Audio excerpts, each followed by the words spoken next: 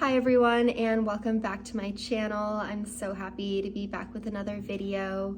For today's video, I finally made up my mind and we are going to be talking about dreams and the subconscious mind. I've just been having a lot of absurd dreams lately, and I've always had absurd dreams all of my life. So it's just a very fascinating topic. I can't really explain the dreams that I have. I want to understand if there's a deeper meaning behind them. I often have dreams about people in my life, like my friends will just show up and be weird, or it's just an irrelevant person that is living rent-free in my mind. So it's very odd, and I would like to get to the bottom of it. And the makeup look is going to be a bluey, purpley eyeshadow look. So it's gonna be like a blue dream vibe. And yeah, let's just get started with the video. So the most profound question that I want to try to answer today, truthfully, who knows if I'm gonna actually answer it, but I'm gonna try to. The question is, where do thoughts, dreams, and inner voices really come from? It's the reason why a lot of people philosophize in the first place. So hopefully I can answer that today. To get to that answer though, I just wanna bring up just the weird things about dreams and what makes them so mysterious and also fascinating. The first thing is the fact that we cannot remember our dreams in our awake state. Why can't I remember my dream just 10 minutes after waking up? It's like that dream and the thoughts that I had completely vanish and go away into the void. I personally believe that we actually do remember and restore these dreams in our mind, but they cannot be remembered in our conscious awake state. They're only remembered in our subconscious mind. The reason why I say that is because of another weird part about dreams.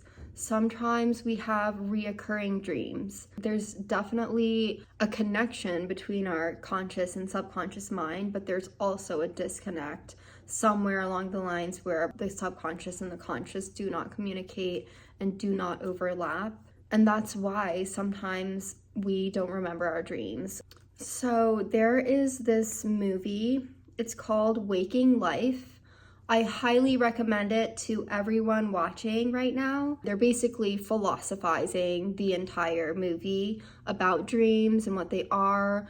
I think the movie itself is a guy in a dream, and then he realizes he's stuck in a dream. It's always very odd when I have a dream and I'm just how did I even come up with that? Because the dreams that you have, obviously you create them because they're in your mind. And you should know what's gonna happen in your dreams because you're making it all up in your head. I would like to give an example of a dream I had. Basically, I was in college and just walking around the campus. A friend of mine just gave me a pill bottle with pills in it. In my dream self's mind, I was like, this is illegal. I'm not allowed to have another person's pills. What do I do? So I'm in Spanish class trying to figure out where to hide these pills. Freaking out. I don't know why I'm freaking out because I could have just put them in my backpack. But for some reason, I thought it was a good idea to cut a lemon and put the pills inside of the lemon and hide them in there. It made me so confused. As I'm watching this movie, Waking Life, he says in the movie, our dreams are like ideas that are transmitted into our minds from something outside of us. And that truly resonated with me, especially thinking about that weird dream I had. Maybe in a way, we are all interconnected, and our subconsciousness is this vibration that is collectively shared. We are all one under this one consciousness. Or it could mean that we obtain knowledge in different ways. Maybe we overhear something and we're not truly paying attention, but our subconsciousness keeps that conversation that we overheard and it just comes back to us in a dream. Another topic that I want to talk about is dissociative identity disorder. I read this book in high school called The Minds of Billy Milligan. Billy Milligan is a very rare case. A lot of psychologists were really studying his mind because he had 20 personalities. And I don't want to describe this in the wrong way, but basically the way I understand it is one person, but they have multiple people inside of them. And the multiple personalities, each one will come out and start acting. And the main person, so Billy Milligan, he is like the main person because that's who he is. He himself is not aware that he has these 20 other personalities within him. So when he is conscious and he's acting himself, he is completely unaware of what just happened. Sometimes he would wake up on the streets and be like, what am I doing on the streets? And it's because one of his other personalities had taken over him earlier that day and just gone running in the streets. Each personality was a completely different person. So it's like that, it's in itself is just wild. But the fact that one of his personalities knew Arabic, they knew how to speak in Arabic and write in Arabic, and I'm like, hold on, like when did Billy Milligan learn Arabic? Like that doesn't make any sense to me. It's like, how did this person within him learn all of that? What is in our subconsciousness that they're not telling us? Dissociative identity disorder, it is a clinical disorder, so that is not normal. However,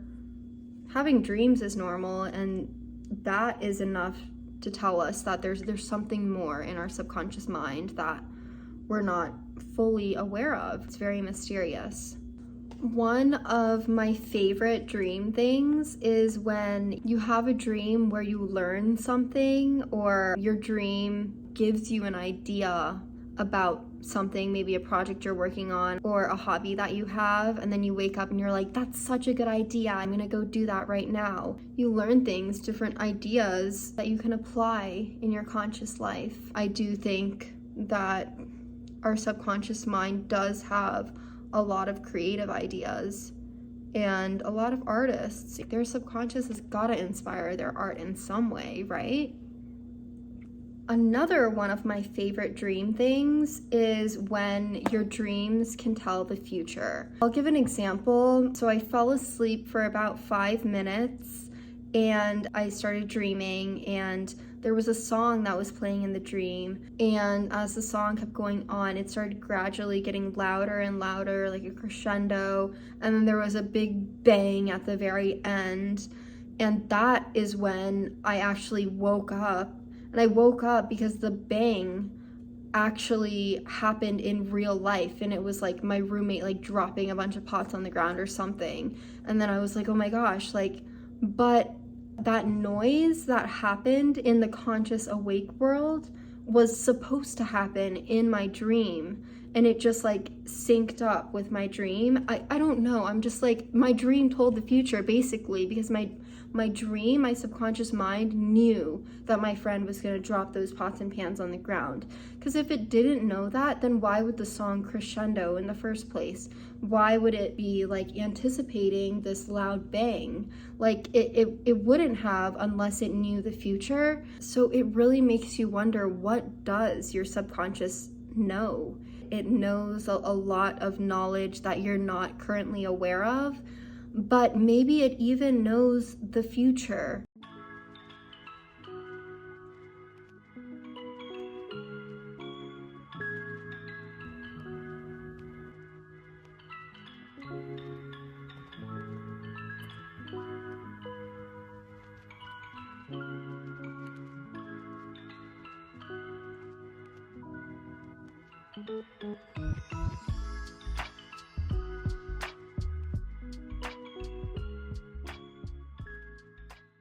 So just a few like examples of dreams that I've had, or examples of reoccurring dreams I've had. One, which is probably the worst dream you could ever have, is dreaming about work. In that movie I was talking about earlier, Waking Life, they mention how when you have a dream about work, it's like you didn't even get to rest at all because you were just working in your sleep, and then you wake up and you have to go to work again. So that's definitely the worst dream to ever have. Also, I've had the nightmare where I'm trying to run from something and I can't run. I'm just stuck. I have to like walk, or I'm like crawling. Similarly, dreams where I can't talk. It's like my vocal cords aren't working and it like freaks me out. I like wake up and I'm like, hello. And then of course, we absolutely love the dreams within a dream dreams. Those dreams are so annoying because it's like I'm awake, but then you realize you're not actually awake. You're still sleeping. I've had those dreams. They're normally nightmares where I'm being chased or I'm in like some sort of plane or car accident and I'm trying to escape it. I'm like, wake up. And then I'm like, okay, I'm awake. But I'm not actually awake. It's just like my dream self like tricking me. So it's like, why does that even happen? That's super annoying that it happens, but it does. I'm pretty much done with the makeup look. Let me just put on my setting spray. Once again, we're ending this video with no real conclusion, but that's just what I love about philosophy. There's so much we don't know. I will continue to philosophize, and I do want to make a video about consciousness because consciousness is a whole different topic. Leave a comment down below if you have any other suggestions on what topic you'd like to hear next.